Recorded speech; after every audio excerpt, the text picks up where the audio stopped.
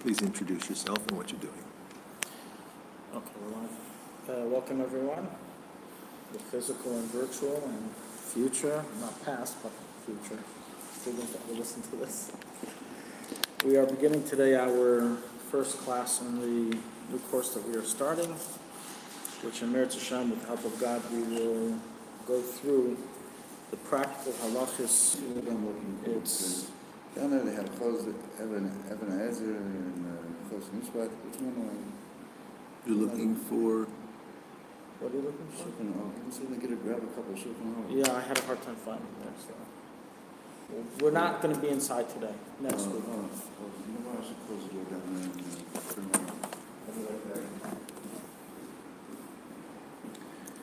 So we're going to be going through, in Meretz Hashem, the practical halachas, obviously to read inside.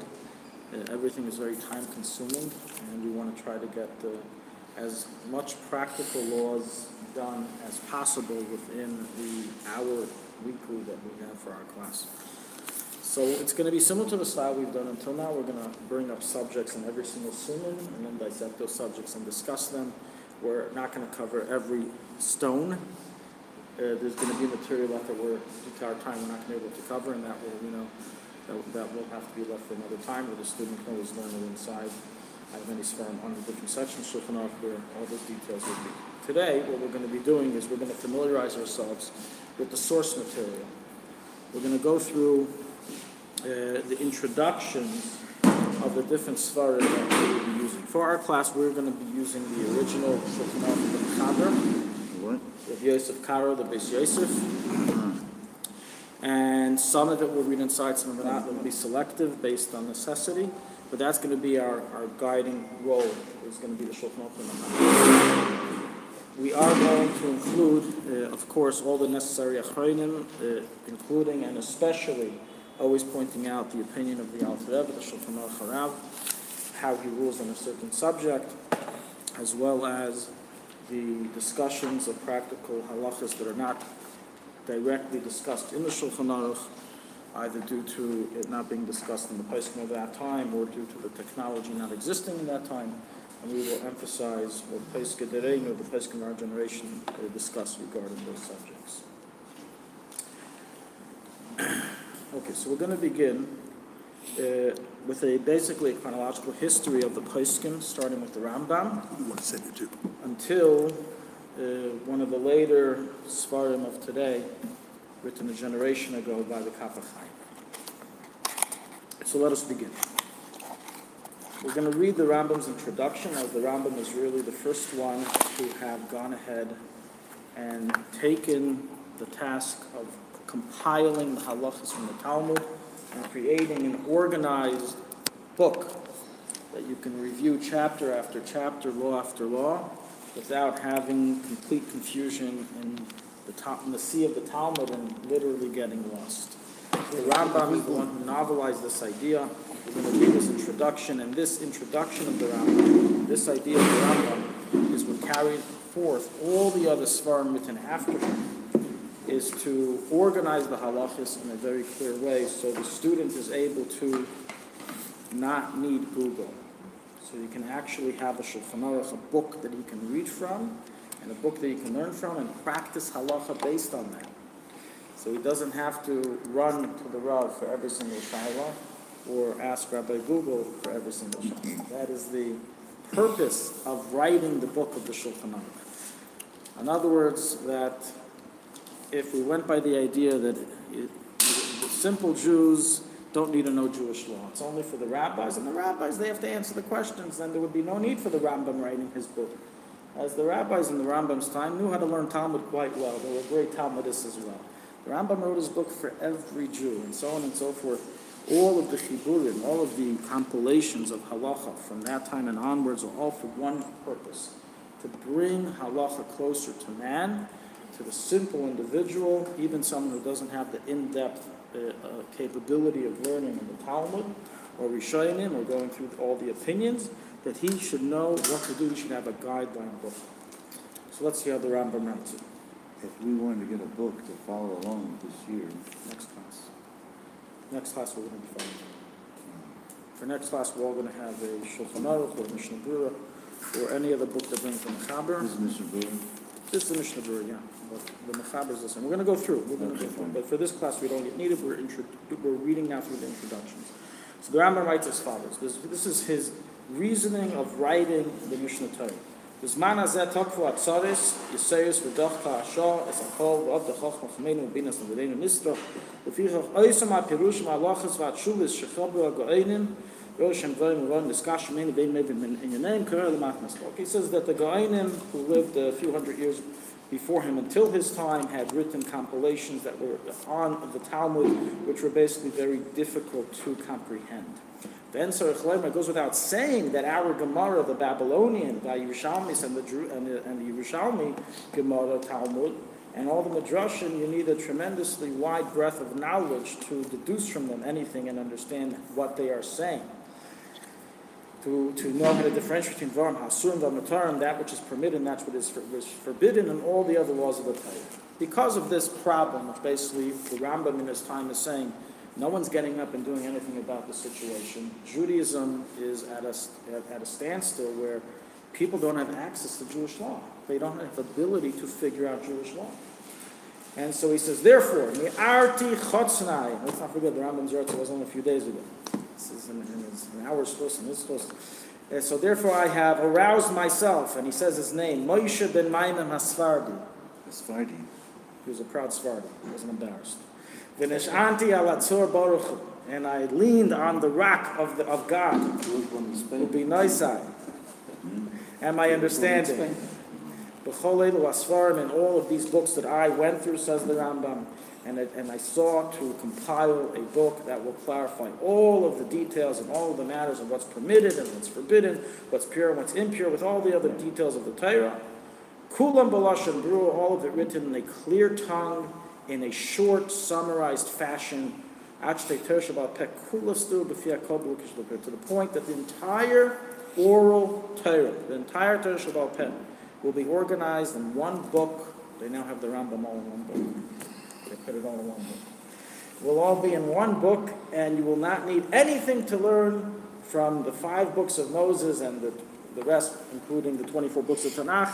You can go straight to my book, and that's all you need to know in order to know Jewish law.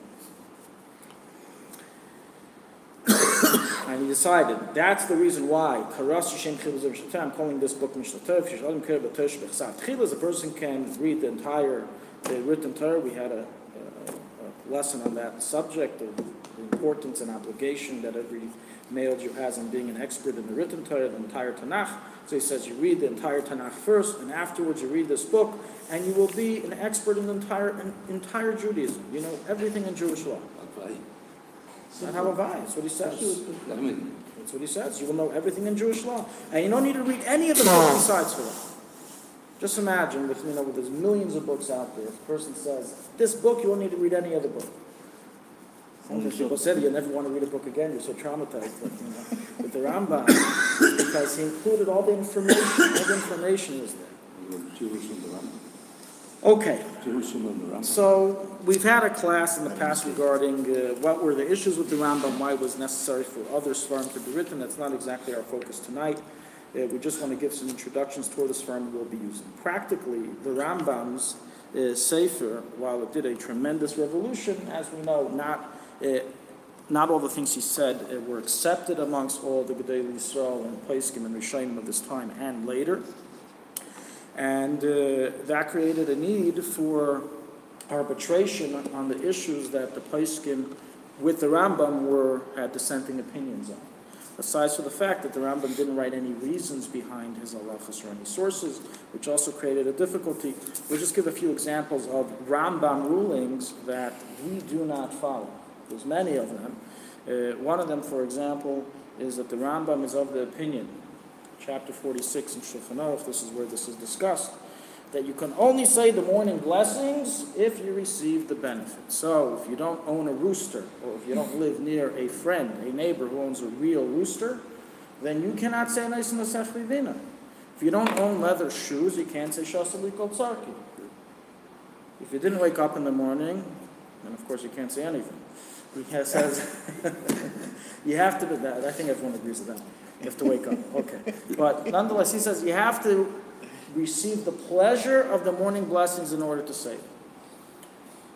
However, we rule, not like the Rambam in this. Even Sfaradim don't like the Rambam in this. And today the world rules is that so long as this is a general pleasure that the world gets, even if you personally did not get it, you did not place your feet into leather shoes, you did not place water over your eyes, you didn't do all the things, you didn't get dressed, you woke up with your clothing, you went to sleep with your suit. When you woke up with your suit, you're not getting undressed and dressed. You still say Mal B'Sharun, you still say all the blessings. This is unlike the ruling of the Rambam. Another halach of the Rambam holds that if you would see the Rambam today getting ready to daven Ma'ariv, you would see him wash hands and say a bracha v'al netilas yadayim. You're like, Rambam, what are you doing? We don't say netilas yadayim when you're eating bread. We're having Ma'ariv now. What does the Rambam say? The Rambam held you have to say a bracha before every time you wash for a prayer. We do not rule like his opinion. Why? Because this is a machlokes and paiskim, and we took the approach of Safek brachas lahakil, and therefore we rule like the dissenting opinion. And we don't say a bracha on washing before mincha and ma'ariv, only before shachris, which is synonymous with the morning washing upon waking up. Another case example. Hallel.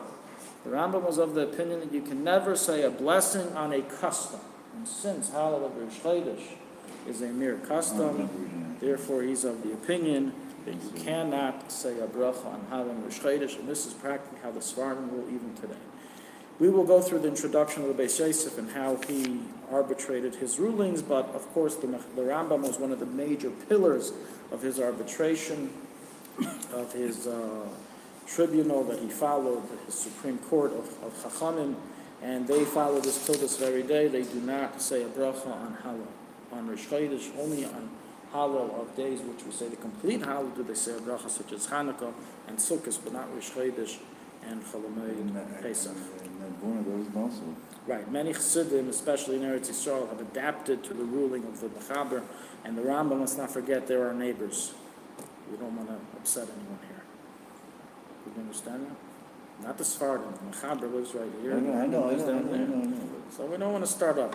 I'm not starting up. I'm just. A lot of minhagim in Eretz Yisrael adapted to the Sfaradim. That's a history in and of itself. But ideally, the Ashkenazi psak is that we say a bracha, and that's why in Chabad we say a bracha by Hallel, even for davening by ourselves. The Alter Rebbe also would go by a lot of sometimes by Ashkenaz says it. Yeah, sure. That's the ruling of the Ramah. Everyone. No, if the Chazan, in the Tzibur, you can always be yaitz with the bracha of the Tzibur. There's no need for you to repeat it. But if you're davening by Yechidus, say a bracha. We say a bracha. Sfaradim don't say a bracha. If they don't say a bracha, where you davening, you should say a bracha. They don't say the bracha, you should say the bracha. Okay, let's now begin with the Mechaber's, the Shulchan Aruch of Yosef Kar, which is really going to be our main sefer that's going to guide us throughout this entire course. And of course, is the main sefer that has guided all the Sfarim after him, whether it's the Alter Rebbe Shulchan Aruch or the Mishnah Berurah or any other sefer. He was the main manuscript that they all went by. So Yosef Karo was born in Spain in the year 1488. He later moved to Bulgaria after the Inquisition, and from Bulgaria he moved to Sfas, right here. He wrote a few major commentaries, a few major works, and his most major work is known as the Beis Yosef, which was a commentary on the Torah. The Torah is a work of its own, who already began the separation of chapters as we have today in the Shulchan Aruch. The Torah was the one who originated that separation of chapters. The Mechaber and his Shulchan Aruch went according to that. What he did in the Beis Yosef, we're going to read inside, in his introduction of what his intent and what he wanted to do. So he writes like this. There are very interesting points that he brings out here that are good to know.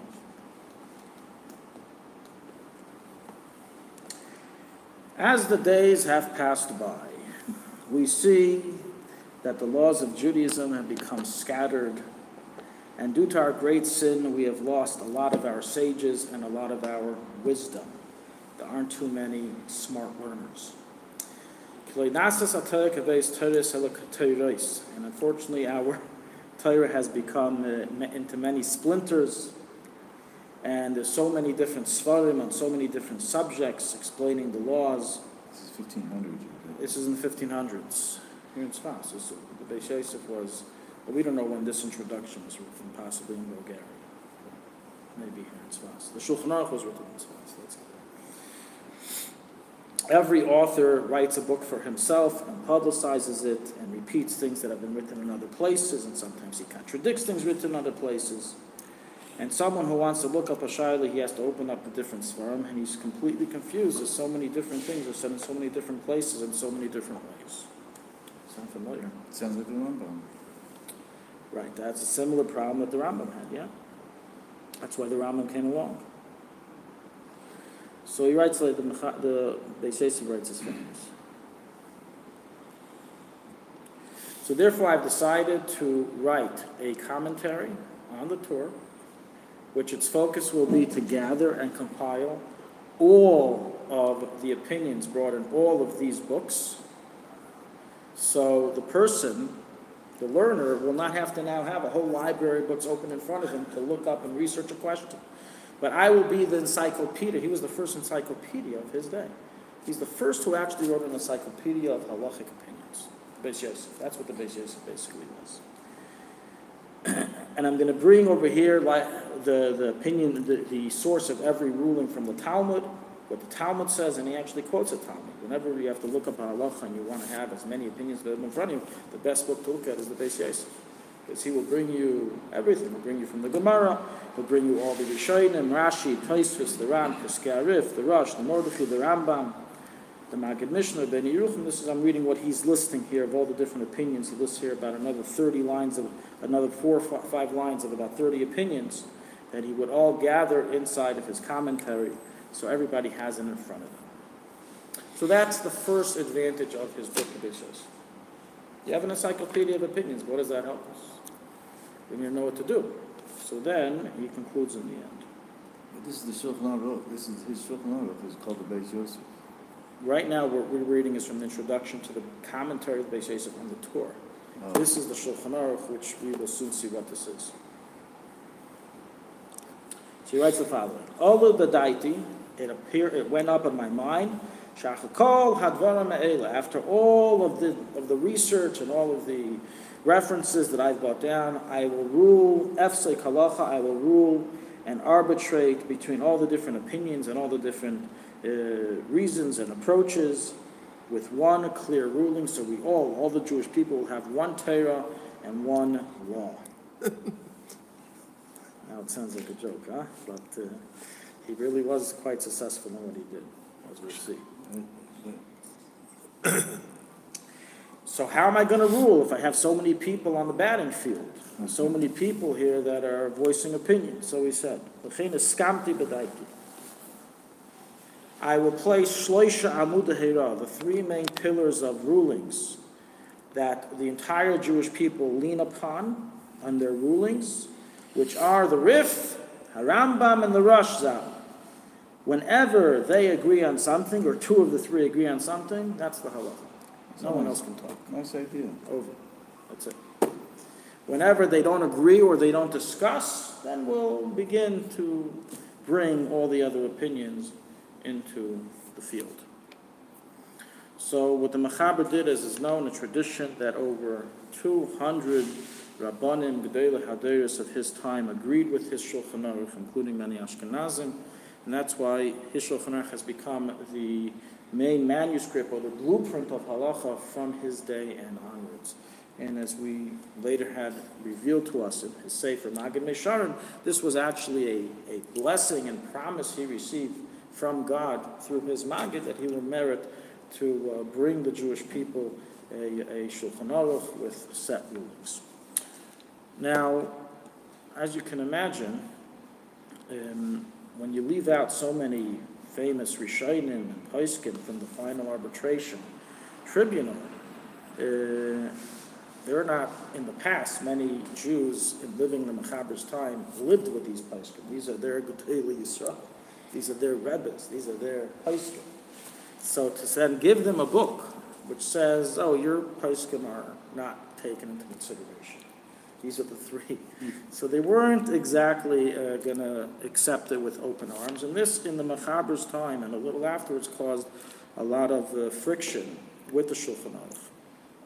And bottom line is, skipping a lot of the different controversies that this arouses, brought in the different poskim. The Rashal discussed this in length, a lot of attacks against the Mechaber. But nonetheless, it's been accepted, the Mechaber's ruling of the Shulchan Aruch, with the glosses of the Ramah. The Ramah came along and he basically gathered all the areas that the Ashkenazim dispute and follow differently than what the Mechaber has ruled. We'll give one example. We're going to see many examples. He wrote it separately. He wrote originally, but when he saw the Mechaber Sefer come out, he did not want that there would be two books, one for Ashkenazim and one for Sephardim. He wanted everyone to use the same book. Now we can rule Chavrusa. An Ashkenazi can rule the Sephardi. Right? We can both have the same book and look inside, and he'll follow the big bold, and I'll also follow the big bold, and whenever there are little printed Rashi letters, that's for the Ashkenazim. So the Ramah did not want there to be two books, one for Ashkenazim. He simply placed his glosses. One example, there's many examples, one famous example that touches upon many different matters of halacha, is regarding glass. We've discussed this before in our shiurim, that according to the Mechaber, the Sephardim, glass is not a kashrable material because it's not a treifable material.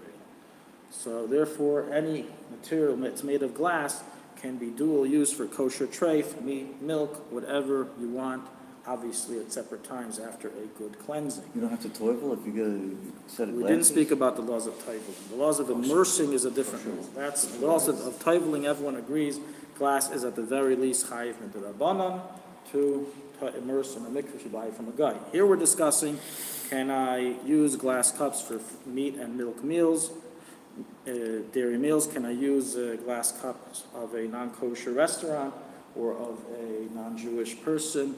What about using his glass plates? What about his glass cookware? What about using glass cookware for both meat and milk? We've discussed this in our classes, how that the Sephardim are completely lenient in this.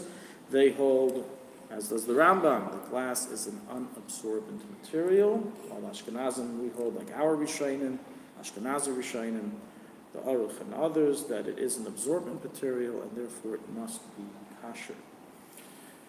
It's not just in these literal matters of halacha, which, according to the Mechaber, if you cook food in this glass cookware, it's kosher. According to the Ramah, if it's fleishik and you cook milchik, if it's within 24 hours, it's treif. Literally, the food is treif. Meaning if a Sephardi goes ahead and eats this, it doesn't affect his neshama. He ate kosher food, mahadrim. If an Ashkenazi goes and eats the same food, he's eating a basar b'chalav. He's transgressing a biblical prohibition. So we see here a complete split to the opposite ends regarding biblical matters, and there's many examples of this sort. But there's also many issues which are more just custom, especially one example is in the laws of Avelis, whether it be in the laws of Avelis of the 3 weeks, Tisha B'Av, or the laws of Avelis for passing about one of the 7 relatives. We find a lot more stringencies that the Ramah brings that Ashkenazim keep as opposed to Sephardim. One of the more famous ones is the bathing. Ashkenazim have a problem with bathing during the 9 days. Ashkenazim have a problem with bathing during the entire Shulchan after a relative passes away. While Sephardim, as soon as the Shiva is over, they can go into a hot tub. They have no problem. So these are some of the differences between the two different approaches. Remember the glass. Isn't it chumrah for the Ashkenazim? It is a chumrah. It's a chumrah that we keep. Absolutely, It's a chumrah, therefore it's not. it's a chumrah that we It's not keep. taref if it has been cooked. The diavad, The the diavad with milk and meat, it depends. If it's cookware, we're machmir even b'diavad. Cook will be machmir even b'diavad. The drinking is different. not cold. Cold, we will make them. We discussed those details a month in a previous class. I just want to give an example. I wasn't coming to Just, give detailed You rules said on this. Yeah. Okay. Many other opinions came after the Mechaber Ramah. We'll just summarize one of the main ones, which is the Magen Avram. The Magen Avram, his name was Rabbi Avram Gumbiner. He was a European, a rabbi from Poland. He was actually not a Rosh Hashiva or not he did not have any communal or leadership position. He was not the Rav of a town. He mainly became famous after he passed away, and his commentary, the Magen Avram, is found right here in every Shulchan Aruch. It's part of the basic text of the Shulchan Aruch. It became part of the pillars of halacha. And of the many things that his text, that his commentary introduced, were number one, giving reasons behind the rulings of the Mechaber, sometimes dissenting on the opinions of the Mechaber, and Ramah. We'll just give one example, which we discussed recently, regarding if you can daven by a bathroom that has walls, a bathroom, like let's say a mobile bathroom. The Mechaber holds its mutter, and also the Ramah. You can go right here to the Tzfas Park, and they have a bathroom there, a structure, the structure you mean, bathroom. According to the Mechaber Ramah, it's mutter to daven by it. The Magen Avram argues, he brings a whole bunch of proofs to discredit that ruling, and that's probably how we rule. We are machmer, not like the Magen Avram. The Magen Avram also, aside from being a critic, a commentator, he was also one who brought and introduced the rulings of Kabbalah. Even though the Mechaber lived here in Tzfas, he didn't really infiltrate the rulings of the Arizal into Shulchan Aruch for whatever reason, but most likely because it wasn't yet very famous, wasn't yet very well known. The Svarim of the Arizal were printed only much later after he passed away. So the Magen Avram, who was himself a Kabbalist, he learned Kisvei Ari, and he brings all the time in his commentary, and he writes Ksavim. Many of the things that we today do in Jewry, we don't know to differentiate if we don't learn the sources, but in truth, they are based on the Arizal. I'll give an example. What Jew on Erev Shabbos doesn't like to taste the food? Sometimes even machmer to finish the food on Erev Shabbos, but at least to taste the food. Everyone loves it. Where is that from? From in the name of Ksavim, the Arizal. The minog to say whenever you buy something to cover Shabbos, to say I'm doing this to cover Shabbos, and to think you're doing this to cover Shabbos, where is that from? Once again, the Arizal. That's the Magen Avram is the one who brought that from the Arizal, and from there it made its way into all the Poskim. It's like Shulchan Aruch, it's like halacha. You do that? Once it becomes ruled in the Shulchan Aruch, it's halacha. Sure. So you said something, so there's It's halacha. toiv. No, halacha there, the wording is toiv leimer. It's good to say. It's not an obligation, it's good to say. The Alter Rebbe. The Alter Rebbe came along in his time. We had a whole class on this last year. If you remember, Chav Dalet Tevis, we discussed the Alter Rebbe's novelty of Shulchan Aruch. And based on the directive of the Maggid, who was directed by the heavenly courts, as written in the introduction to the Shulchan Aruch of the Alter Rebbe, he was given the task of redoing the Shulchan Aruch for Ashkenazim. For what reason? For this reason. Look at this page. You want to figure out a halacha, look at this page. You start off here. Sounds simple. Okay, then we have Ramah. It's only two people. Let me see all these footnotes. You've got to look it in. You've got to look at the towns. We once again are back in pre-Rambam times. Pre-Beis Yosef times. What has happened? So the Alter Rebbe was given the task, as we said, based on divine intervention, divine requests, to compile the Shulchan Aruch and put it all together in one. No more footnotes. Everything will be one clear halacha. The Magen Avram said a reason behind something, you sew it in together with the halacha you're bringing down. And so it was that the Alter Rebbe brought, and he would coalesce all the different opinions and all the different reasons behind the opinions and the rulings, and give a final arbitration. And this is the Shulchan Aruch of the Alter Rebbe that we follow. Even though he was, for the most part, very faithful to the rulings of the Magen Avram, at times he does not arbitrate like him. He would arbitrate like the Taz. One example is regarding the mezuzah. Does a mezuzah of the bedroom of a married couple need to be covered with a double covering?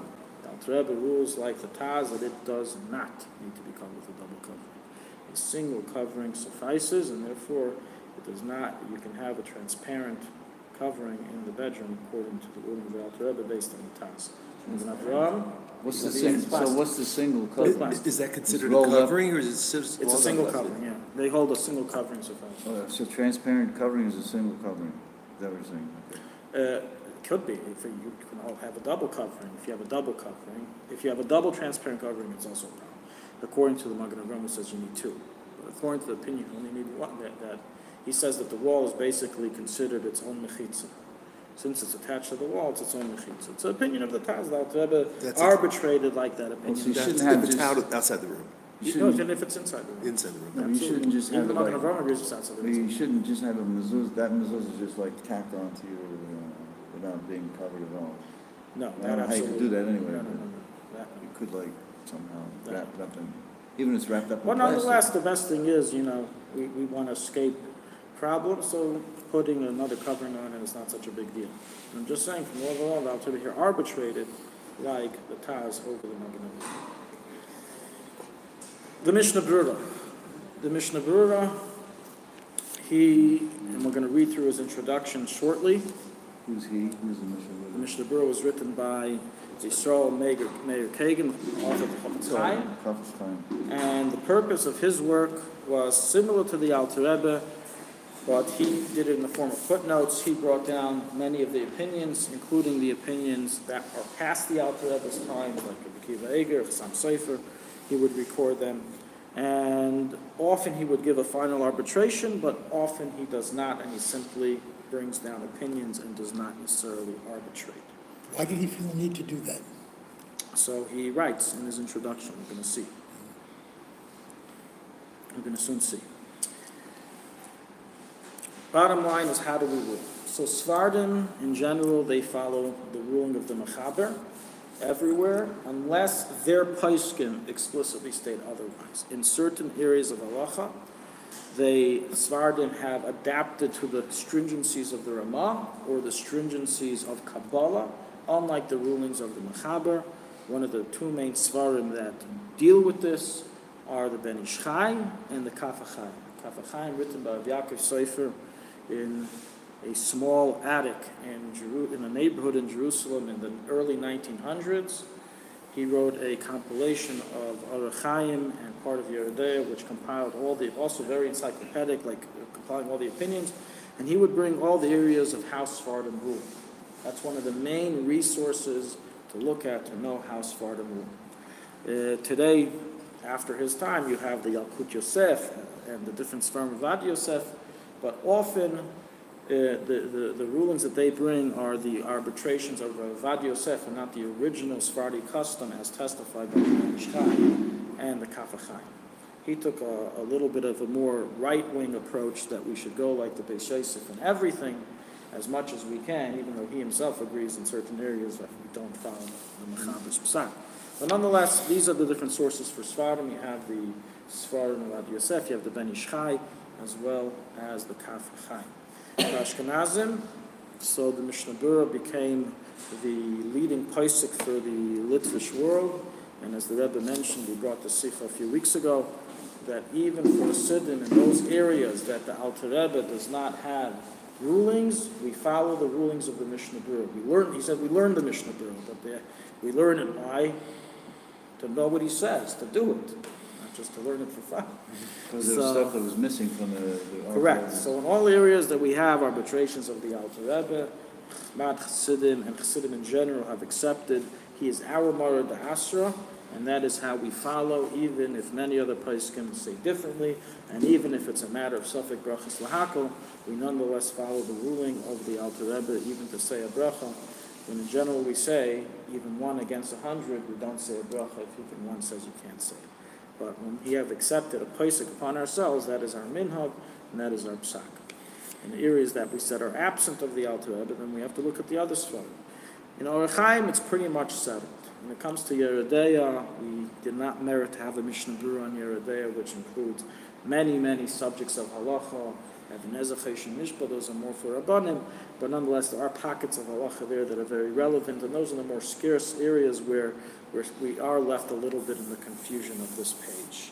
And it takes a lot of toil to get down a final rule. But Eretz Hashem, we will go through all of it and see the different areas of how we can paskin based on the order we're going to follow. Okay. I want to now go through, we're going to now go into a discussion of the importance of learning practical halacha, which is really the introduction of the Mishnah Berurah, what he discusses over here in his introduction. The Mishnah Berurah writes, Af shelimud ha-Torah hi shekol ma she'adam leimed afilu b'kachim v'toris. Although the mitzvah of learning Torah is fulfilled when a person learns any section of Torah, even a completely irrelevant and practical subject for today, such as learning the laws of Taurus or Karbanis, Kachim, fulfills that positive command. Nonetheless, a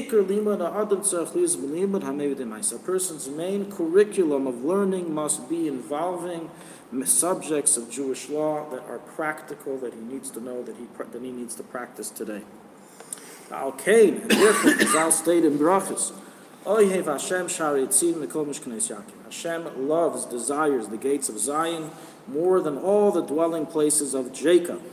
Meaning that we have 10 Batei Medrash. In one they learn Daf Yomi. In the second they have a shir in Ein Yaakov. In the third they have a shir in Tanakh. Oyev Hashem Shari Tziyah. The fourth base Medrash that has a shir in Halacha. Well, this is not about boasting, by the way. That has a shir in Halacha. Oyev Hashem Shari Tziyah. Mikol Mishkanais Yaakov. So Baruch Hashem, every shul usually has a shir in Shulchan Aruch, sometimes not enough. In the Rebbe's ideal world, as he requested in a letter, every shul and everyone who runs a shul should make sure that there's a shir every single day in halacha in that shul. But that wasn't the Rebbe's, I don't want to use the word wishful thinking, but unfortunately it's not something that has happened yet.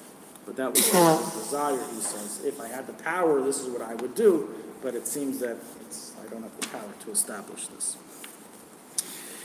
And then he says, "V'ayim b'Yeridei," look in Yeridei in the Shach, what he says about learning practical law. So that's what we're going to do right now. In Yeridei, we have a section of Shulchan Aruch, a chapter, which is chapter 245, Reish Mem Hey, which discusses the laws of learning. Just like you have the laws of davening, the laws of mezuzah, you have the laws of learning, how to learn, what to learn, when to learn, why to learn. And the Shach there brings the following in the name of the Prishas, both in Shach and the Taz, he writes the following. Kasu b'drisha, yesh b'alei batim, noyegim limud b'chol yom, gemara, poskim, and Gapas is going on basically Tosfos or the Contrason.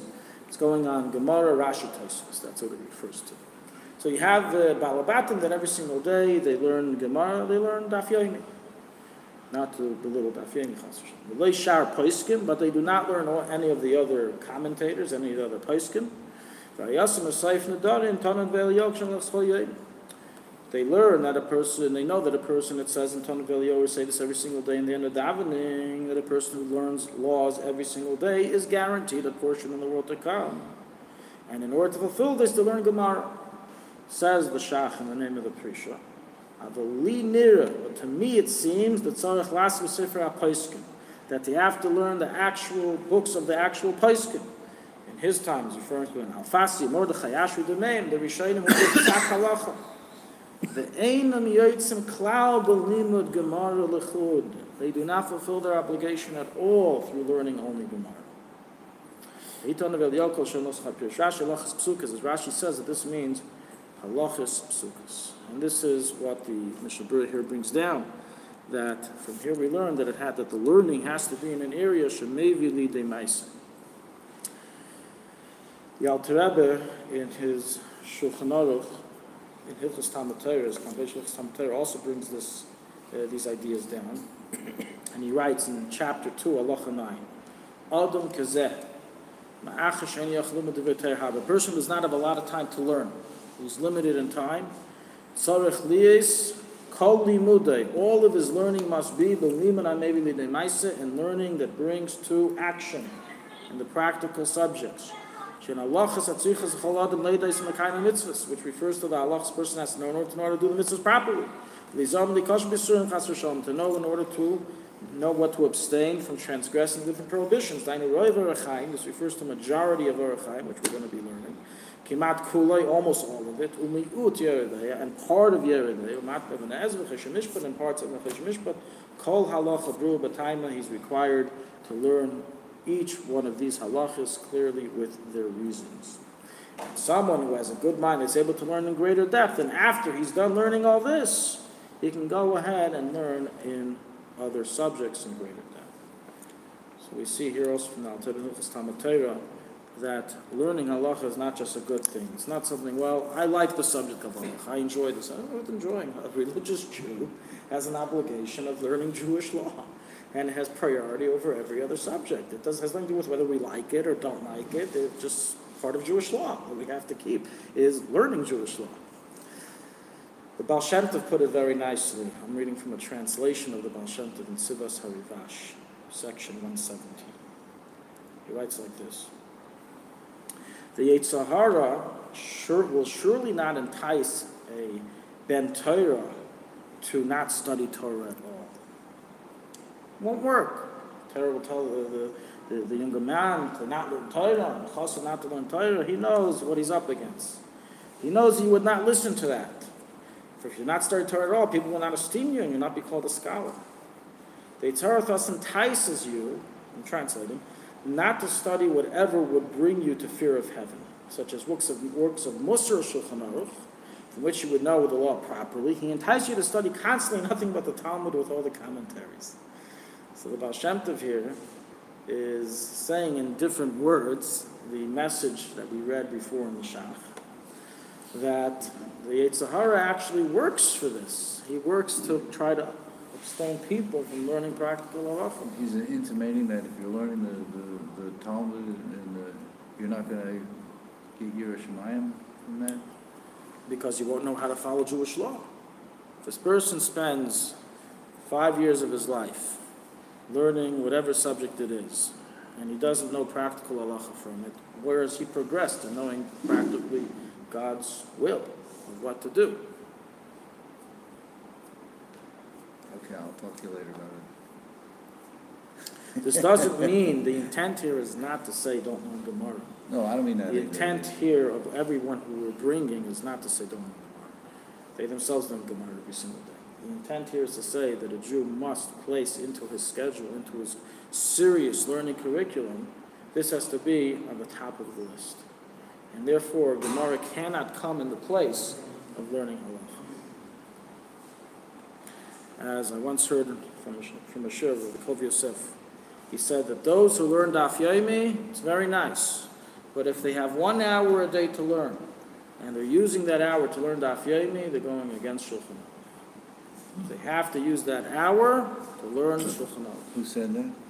It's just read from the Alter Rebbe. The Alter Rebbe said it. Okay, I'm just asking. But Rabbi Yaakov Yosef, he repeated this in a shir, practical halacha, giving an example of today with Daf Yomi. So if a person has a limited amount of time, he has to dedicate it completely to learning God's will.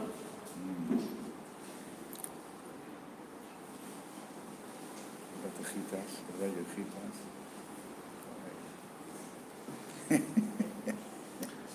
Okay, the limudim kvuim, the set shiurim that we all have, that's obviously not being negated here. We learn that in addition. Just like we daven, no one's saying to not daven and go learn instead of davening. Right? No one's suggesting that idea. The Rabbeim, and I once made a whole likud on this from all the different Rabbeim who spoke about this subject, they go on and compile many different directives regarding the importance of having set shiurim in limud halacha. And so I think this is enough for our introduction. We're going to get a little taste now of the actual inside, okay? Of the importance of this course, with some mitzvah, with God's help, we'll be successful in going through, and the machab and aliba de hilchasa, so we can get to the bottom line of the correct halachas. Any questions on anything till now? Yeah, the question you had about chitas. No, he answered that. Okay. We are starting, as I said, from the first sunnah. Dine Hashkamas HaBaiker, Siman Aleph, Hilchas Anhagas Adam HaBaiker. Basically, the first 7 chapters of the Shulchan Aruch. And when I say the Shulchan Aruch, this is also referring to all the other Svarim that follow the same setting of the Shulchan Aruch, including the Alter Rebbe Shulchan Aruch. It follows the same setting, including the Mishnah Berurah, including the Kaf HaChaim. The first 7 chapters is dealing with the laws of morning conduct. Going from the laws of awakening, what to do as soon as you awaken, washing hands, using the bathroom, getting dressed. Then discussing the halachas of some of the halachas of blessings, Asher Yotzar. That's from chapter 1 to 7. From chapter 8 until chapter 25, not including 25, so still chapter 24, is the laws of tzitzis. From 24 to 43 is the laws of 45 is the laws of tefillin. Then from chapter 46 until chapter approximately 165, it's the laws of davening, whether it be the laws of morning blessings, Birchas HaShachar, Birchas HaTorah, Karbonis, Psukei de Zimra, Kriya Shema, Tefillah, Kriyas HaTorah, laws of a shul, all that is included in that package. From chapter 60, as we said, it's from 46 until about 155, not 165, 155, Kuf Nun Hey.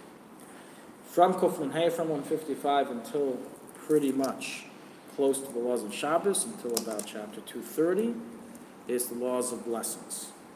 Brachos, washing hands for bread, the laws of a meal, Birchas HaMazon, Birchas HaNanin. Birchas HaNanin, yeah.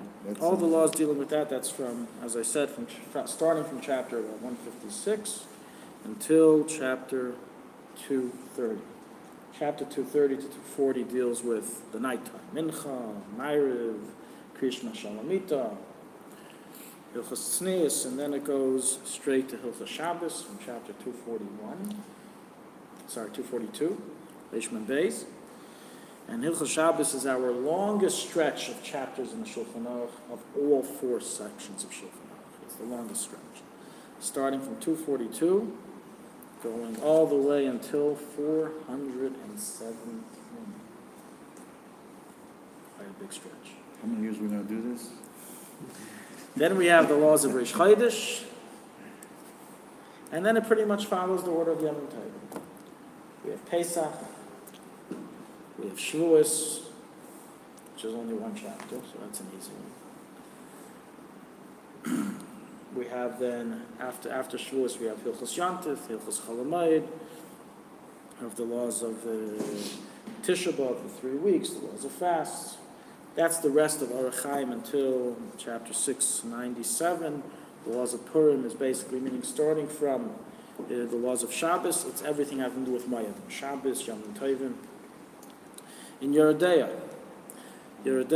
which is less learned because of the lack of the type of Sfarim that we have available for Aruch Chaim, such as the Mishnah Berurah, the Alter Rebbe, it covers a lot of very practical subjects. All the laws of Kashrus are all in Yeridea, split into about 150 chapters. We have the laws of mourning, we have the laws of mezuzah, the laws of shatnez, the laws of kilayim, arlo, also part of kashrus, laws of sefer Torah. Even Ezer, the 3rd section of the Shulchan Aruch, deals with laws relating to marriage. Most of those subjects are relevant particularly to dayanim and rabbanim, and we don't necessarily have to know, we won't be focusing on that, but there are a number of subjects there that are relevant to the common folk, of knowing the halachas, also the laws of arayos, interaction with women, that's all discussed. Laws of yichud, it's not just for rabbanim, that's all discussed in that subject. And then Choshen Mishpat is quite long, it has over 400 chapters, some of it being dedicated specifically to judges, while a lot of it also for the common folk to know, laws of Gneva, the laws of Shabbos Aveda, all of those halachas are brought there. Okay. Siman Aleph, Din Hashkamas HaBeika, we're going to just begin the first few halachas. We have 5 minutes left. We're going to have, we're doing from 8 to 9 once a week. So the Machaber begins with the ruling, Yisgaber Ka'ari Lamed Babeika Lavedas Beir Shehuma Eir HaShachar V'Koponim Nayim Azman Atfilu Shatziv Mispalim. Lo Ya'achar Azman Shatfilu Mispalim. The Mechaber begins his ruling with how a Jew is meant to wake up in the morning, and this is the famous mashal that we have from Pirkei Avos, Gibor Ka'ari, the Torah, when he brings it, he compares it to 4 animals. That a Jew has to be like 4 animals. Some people act like a lot more than 4 animals. So we only have to act like 4. In the good way, in the good sense. So being like a lion is waking up. It's a way to wake up with tremendous alacrity. And that, of course, starts, and that's why if you notice here, the Ramah in his long commentary here in the... Next week we'll all have your books, you'll see for yourselves. But here in the end, he discusses going to sleep, and the Mefarshim asks, why is the Ramah in the first Siman in Shulchan Aruch, when you just wake up talking about going to sleep? That's what a lot of people do when they first wake up. They go back to sleep. Right, you know the joke of How many times the you wake up in the middle of the individual night? who wakes up at 4 o'clock in the morning to start his day, Gibur Ka'ari, and to serve Hashem. But of course, who comes to fight him? The Yetzer Hara. He starts telling him it's cold, it's winter, it's raining, it's dark. Get back into your covers, go back to sleep. But the Yetzer Tov is much stronger and much more powerful. And after an 8-hour battle, he won. So He got up at noon. So the Ramah over here already brings up that in order to wake up like an Ari, you have to go to sleep like a lion as well. You go to sleep like a Shlamazel, you wake up as a Shlamil. So this is what some of the Mefarshim, the Chdush bring, that the connection between the beginning and the end of the Ramah's ruling here. The other animals that we see that the Torah, the Alter Rebbe also in his Shulchan Aruch brought them down in his Madur Basar. He brings down, Alter Rebbe has 2 versions of the first 4 chapters. He brings the 4 animals. One of them that he brings down is the eagle. How do we emulate an eagle? What do we do like an eagle? Fly? Some people take things to fly. How do we fly? The Alter Rebbe says that an eagle has a very quick glance. The Torah says that an eagle has a very quick glance. He sees things, but he doesn't focus on them. He right away can fly right over it, and he saw it from far, just at a distance. It doesn't attach to it. And this is referring to a Jew closing his eyes from seeing evil. This is one of the foundations of the Shulchan Aruch, of the beginning of Avodas Hashem. As the way the Yetzer Hara works is that Ha'ayin Roya, V'alev Chaymed, and then it's history. Right? The eyes see, the heart desires, and then go tell the Yetzer Hara, no, you can't. So the beginning is to abstain him from arousing the feelings of the heart, and that's done Gibor Ka'ari, we started in the morning, and also being like an eagle, which is not to focus, not to look, to have very quick glance, and not stare at evil. An interesting halacha custom that we fulfill every single morning, hopefully, is actually completely omitted from the Shulchan Aruch here, if you look. And that is Maida'ani. Doesn't say here, Yisgaber Ka'ari, Lamoid V'abayt V'beis Habayre, V'yoymer Maida'ani. Doesn't say it, not there, and not in any of the other halachas in this chapter, or not in anywhere in the Shulchan Aruch. So where is it from? About the Alter Rebbe, also the Alter So Maida'ani is a custom that's written in the Magen Avram in the name of the Seder Hayom. The Seder Hayom was a Paisik, a student of the Arizal, who wrote a Sefer right here in Tzfas. He's buried here. His Sefer is the first Sefer who wrote about the custom of saying Maida'ani. What's his name? The name of the Seder Hayom, I don't remember right now. I have it in my book written down. But he's the one who wrote that minhag, that it's Toiv Loima Maida'ani Lefanecha, and with the spread of the generations, this minhag began spreading and becoming more prolific until the point today. It's a simple matter of Jewish custom that we all follow. The Alter Rebbe, yeah, what does it say? That he authored Maida'ani? No, I'm ready to cover. Arizal's. Arizal's cover. What does it say in Arizal's cover? No, I'm talking about Maida'ani Lefanecha. But was it practiced before? No, it wasn't practiced before. How do you know? How do we know? Maybe it was Because practiced in we know chess- because the chess. Yavetz in his Siddur, which was written a little bit later, about 50, 60 years later, was published, his Siddur, writes that there's a few crazy chassidim who started this new custom of saying Maidani. He doesn't say crazy, but he basically makes it sound that way. He says there's a few people who started doing this in the morning, started saying Maidani in the morning. But so we see from that testimonial that there wasn't something widespread. And we see that it make it in the Shulchan Aruch. If it was a minhag that was kept, it would have been in the Shulchan Aruch. We find that this is the first thing we begin our day with. Some of the halachas relating to Maidani is that we specifically wash our hands after saying Maidani. Unlike the Yavetz who said you should wash your hands beforehand, we specifically wash our hands afterwards. And we do not get up from the bed very quickly. We say it slowly. We don't jump out of bed. The Gemara says one who jumps out of his bed right away, even though it says Gibor Gari, it doesn't mean jump like an Ari. Right? Go for an attack, as you need. Your soul needs to go into your body before you wake up properly. If you don't, your soul can stay in the bed and the body will leave. That's what it says. It's like mothers. It's Chashan and Misa. What if the It's baby's dangerous. screaming? Sometimes they jump out of bed. How many, what if It's you a wake up? good reason why baby shouldn't scream. You're waking up a few times during the night, maybe. Right. So the point is that it should be, not too slow that then the Ari goes back to sleep, but it should be fast enough that the neshama gets slow enough that the neshama has time to settle into the body. Okay, in Mitzvah Shem, next week we're going to cover a few other points in the Siman, in the first Siman, and we're going to continue each week from there. That should call it to everybody. So this is the only one for you? And we're going to get more next week. I didn't bring my lights down. Oh, we're going to get it. This is the one we're gonna use? No, you can use as many. You can use this one. You had one on front of you. Same words. This is the It's same all thing.